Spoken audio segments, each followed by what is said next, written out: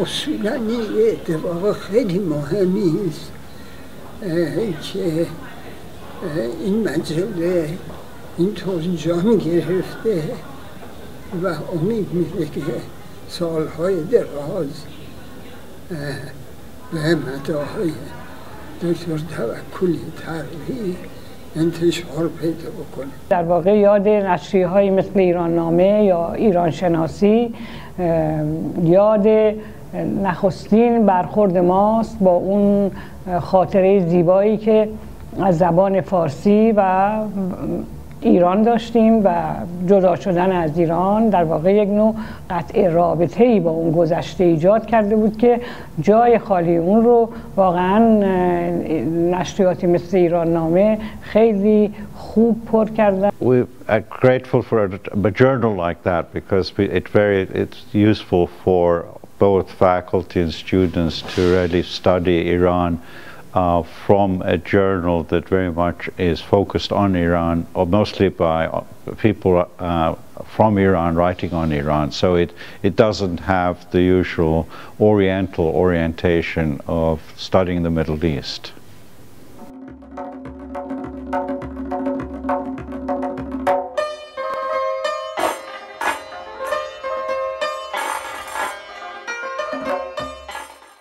و در واقع تبدیل به یک تریبونی شده ایران نامه که در اون آدم‌ها، اقلیت‌ها و گروه‌های مختلف امکان مطرح کردن عقایدشون رو در سطح کلاً آکادمیک پیدا می‌کنن. در این 2-3 سال اخیر واقعاً یک نور و جلای بیشتری گرفته و اون این تنوعی است که از هویت ایرانی سعی میکنه نشون بده.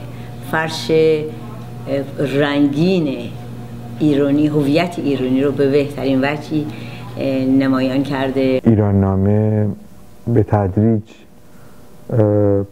زمینه‌های تازه رو مطرح کرده در مطالعات ایرانی، بیشتر به شخصیت‌های مهمی که در زمینه ادب و فرهنگ ایران کار کردن پرداخته و در این حال با ترجمه بعضی مقالاتی که به زبانهای دیگر بوده به زبان فارسی اون را هم در اختیار ایرانیان قرار داده.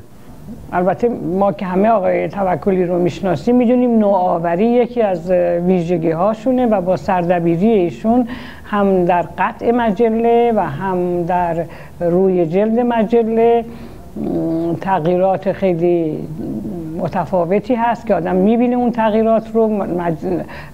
روی جلد همش رنگیه و هر بار تقریبا به یک شخصیت فرهنگی اختصاص داده میشه که در واقع اون مرجع بودن ایران نامه رو که همیشه از این اعتبار برخوردار بوده آسانتر و مستدلتر میکنه.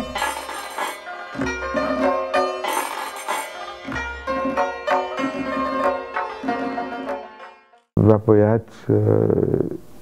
انتظار داشت، امید داشت که در سالهای آینده این حتی بیشتر جایگاه خودش رو نشر ایران نامه در زمینه نه تنها مطالعات ایران شناسی بلکه مطالعات منطقه‌ای زبان فارسی در سرزمین‌های مجاور هم نشان بده.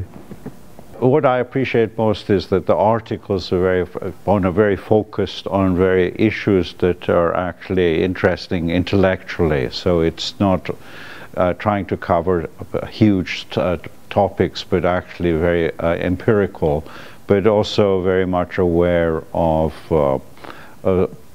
theoretical works in social sciences and so on. But it's actually applying various approaches to particular empirical material. So it's a good combination of both macro and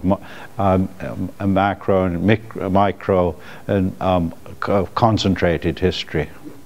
به خصوص که الان دیگه مجله به صورت 2 زبانه منتشر خواهد شد و منتشر میشه که باز بر فوایدش بسیار اضافه میکنه.